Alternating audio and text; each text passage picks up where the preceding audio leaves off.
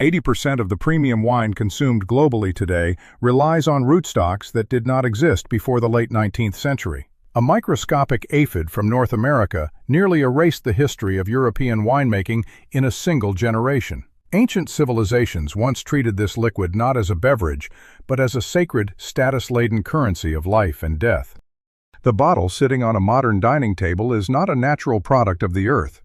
It is the result of 10,000 years of biological engineering, colonial warfare, and corporate survival. What is actually inside the glass? In 2017, an international team led by archaeologist Patrick McGovern made a discovery in the South Caucasus. They unearthed ceramic shards at the Neolithic sites of Gadatrili Gora and Shulaveris Gora in Georgia. Chemical analysis revealed tartaric acid residue trapped in the clay of these vessels. These jars dated back 8,000 years, marking the earliest documented evidence of wine production in human history. This decision to ferment grapes seemed small at the time. It was not. Early Neolithic farmers discovered that crushed grapes did not merely rot. The fermentation process preserved the fruit's nutrients through the harsh winter months. It was a survival strategy that transformed a wild plant into a reliable source of energy. The practice migrated into the Zagros Mountains of modern-day Iran. Excavations at the site of Haji Firuz Tepe revealed 6 massive jars embedded in a kitchen floor. Each vessel held roughly 9 liters of liquid. Ancient producers added terebinth resin to the mixture to prevent oxidation. This represented an early form of intentional bioengineering. The technology of preservation allowed wine to move beyond the immediate harvest, and this is where the story took a turn towards social control. By 3000 BCE, the Nile Delta had become the center of a sophisticated wine economy. Wine was no longer a simple fuel for the Neolithic farmer. It became the exclusive privilege of the Egyptian elite. The tomb of King Scorpion I contained jars sealed with botanical additives and resins. These containers marked the first time wine was used as a tool for social stratification. Wall paintings in the tomb of Mena documented the entire industrial process. Laborers were depicted treading grapes in massive vats. Scribes recorded the harvest and the storage of sealed amphorae. Labels discovered in the tomb of Tutankhamun provided precise details for the royal court. They specified the vintage, the vineyard owner, and the quality of the contents. One label explicitly declared the liquid as very good quality wine of the House of Aten. The reality was far darker. Wine served as a liquid ledger for the pharaohs to track wealth and influence. It functioned as a sacred commodity that cemented the divide between the ruler and the ruled. This ancient system of labeling and classification created a template for global trade. The vine was no longer a wild survivalist. It was now an instrument of the state. The Mediterranean world adopted this Egyptian model with ruthless efficiency. Phoenician merchants loaded their ships with ceramic amphorae filled with fermented grape juice. They sailed from the Levant to the coasts of North Africa and southern Europe. These traders established vineyards as permanent outposts of economic power. The vine followed the path of the sword and the coin. Wherever the Phoenicians landed, they planted cuttings to secure their supply chains. The Greek city-states viewed this trade with intense jealousy and ambition. The Greeks transformed the vine into a pillar of their own civic identity. By the 7th century BCE, they exported wine to the tribal societies of Gaul. They traded pottery and liquid status for iron, tin, and enslaved laborers. The Celts of Western Europe encountered this drink and adopted it with fervor. They traded their mineral wealth for the intoxicating product of the Mediterranean. This decision seemed small at the time. It was not. The vine began to reshape the landscape of the entire European continent. Forests were cleared to make room for rows of staked plants. Hillsides were terraced with stone to maximize exposure to the sun. The labor required to maintain these vineyards was immense and unrelenting. Farmers were bound to the soil by the demands of the harvest cycle. This created a rigid hierarchy of landowners and field workers. The Roman Republic recognized the strategic importance of this vine-driven economy. They seized the vineyards of Carthage after the Punic Wars. Rome turned wine into the lifeblood of its military logistics. Legions were allotted a daily ration of wine as part of their military compensation. This kept the troops compliant and tethered to the state's supply lines. The Romans refined the chemistry of the process to ensure consistency across the empire. They used lead-lined vessels to sweeten and preserve the liquid for long journeys. The resulting lead poisoning became a silent epidemic among the Roman aristocracy. The obsession with the vine had begun to eat the empire from within, and this is where the story took a turn toward total systemic control. The church later inherited this infrastructure of cultivation and consumption. Monasteries across Europe became the primary centers of viticulture during the Middle Ages. The Cistercian monks mapped the soil quality of Burgundy with obsessive precision. They categorized land based on the specific character of the grapes it produced. This mapping created the foundational logic for the modern classification system. The monks ensured that the vine remained a central authority in the social order. Tithes were collected in the form of barrels and vintages. The peasant population labored to produce a product they rarely consumed themselves. The vine had successfully infiltrated the highest levels of spiritual and political power. By the 17th century, the global demand for wine reached a breaking point. European colonial powers carried their preferred rootstocks to every corner of the world. They planted vines in the Americas, South Africa, and eventually Australia. The vine became a passenger on the ships of empire. It traveled to environments where it had no natural predators or biological checks. This expansion created a false sense of security among the growers. They believed the vine was a permanent fixture of the global economy. The reality was far more fragile. In the mid-19th century, a disaster arrived in the hold of a steamship.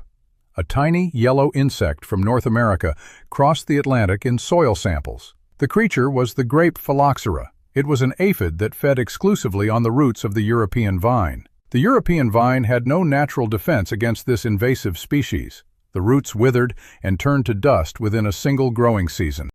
Vineyards that had existed for centuries began to collapse in silence. The economic impact was equivalent to the sudden disappearance of a primary currency.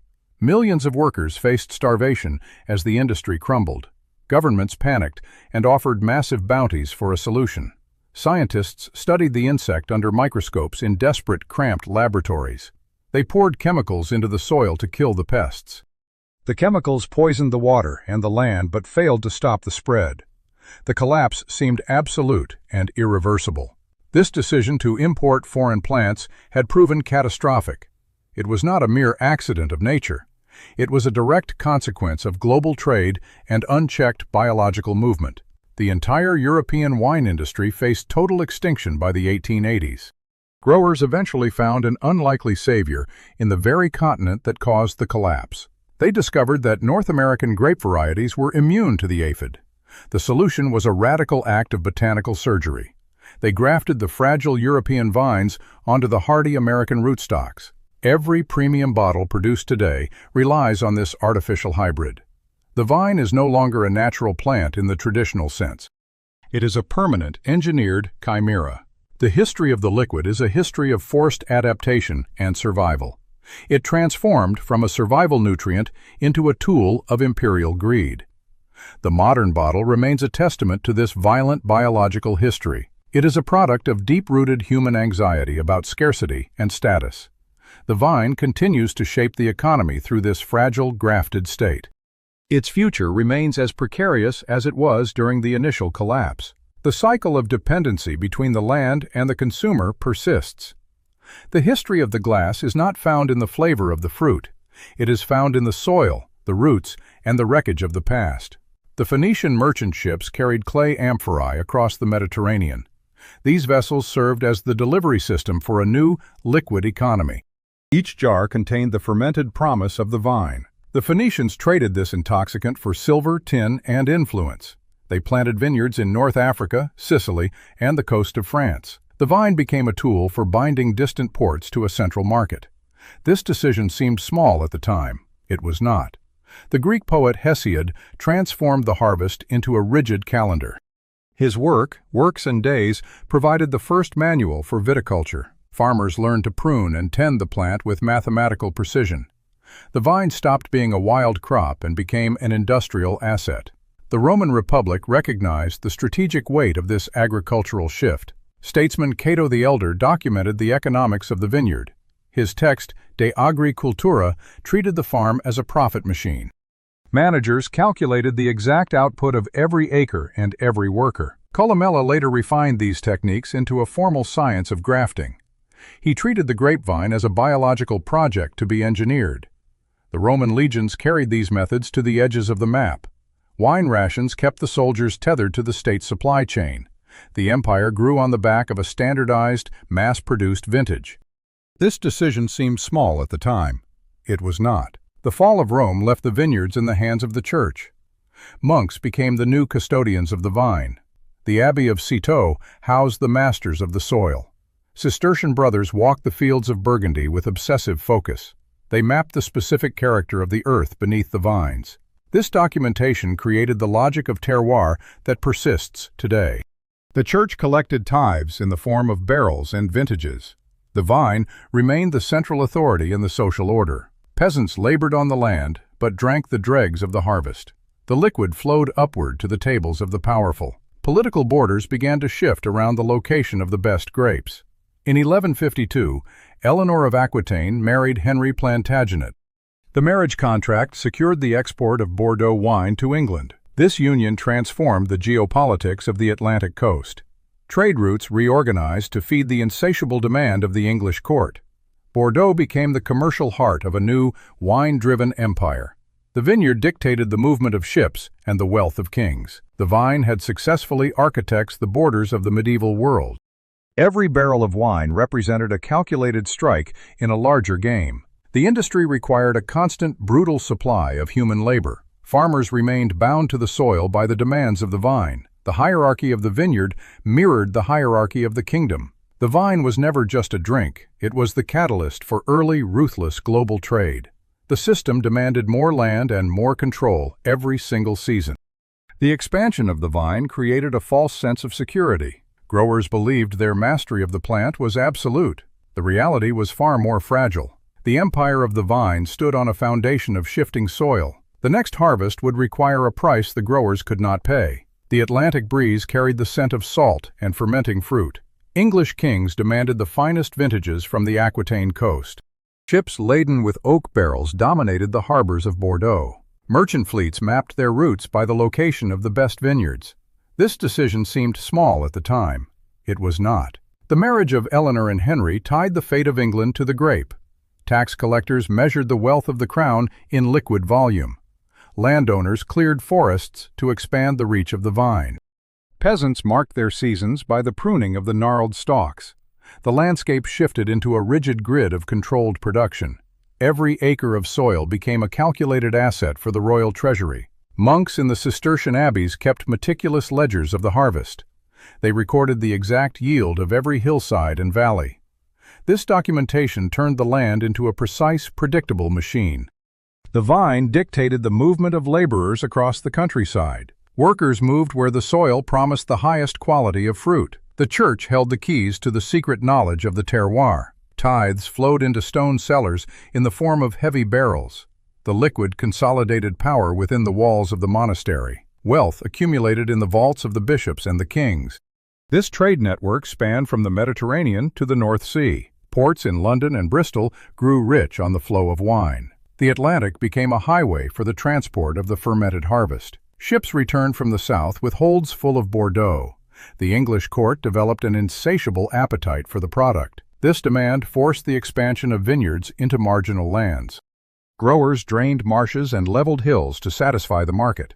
The vine reshaped the physical geography of the continent. Borders solidified around the control of the most productive slopes. Warfare frequently erupted over the possession of the prime vineyards. Kings mobilized armies to secure the supply of the vintage. The vineyard served as the primary objective of medieval territorial disputes. This decision seemed small at the time. It was not. The vine acted as the silent architect of national boundaries. Diplomats negotiated treaties based on the output of the harvest. The trade in wine financed the building of cathedrals and castles. Every barrel represented a strike in a larger economic game. The industry required a constant, brutal cycle of human labor. Farmers spent their entire lives tethered to the rhythm of the plant. The hierarchy of the vineyard mirrored the rigid structure of society. Elites consumed the finest vintages, while laborers drank the dregs. The system demanded more land and more control every single season. Expansion created a false sense of security among the ruling class. Growers believed their mastery of the plant was absolute. The reality was far more fragile. The empire of the vine stood on a foundation of shifting soil. The next harvest would require a price the growers could not pay. Global trade networks accelerated the movement of the plant. Merchants carried cuttings to distant colonies in the New World. The vine traveled across oceans in the damp holds of wooden ships. European settlers planted the crop in the soil of the Americas. This act of colonization transformed the ecology of the frontier. The plant thrived in the warm, unfamiliar climate of the colonies. It adapted to the new environment with aggressive speed. The vine became a tool for binding the colonies to the home market. Governments imposed tariffs to protect the domestic production of wine. These economic policies triggered resentment among the overseas settlers. The trade in liquid goods fueled the fires of future revolution. Merchants grew wealthy by exploiting the gap between supply and demand. Speculators gambled on the quality of the vintage before the harvest. The wine market became the first truly global commodity exchange. Prices fluctuated based on the reports from the distant vineyards. The vine dictated the flow of capital across the known world. Every bottle served as a unit of measure for imperial influence. The industry pushed into every corner of the reachable map. Growers ignored the biological limits of the fragile, grafted plant. They prioritized the quantity of the output over the health of the soil. The exhaustion of the land became an inevitable consequence of growth.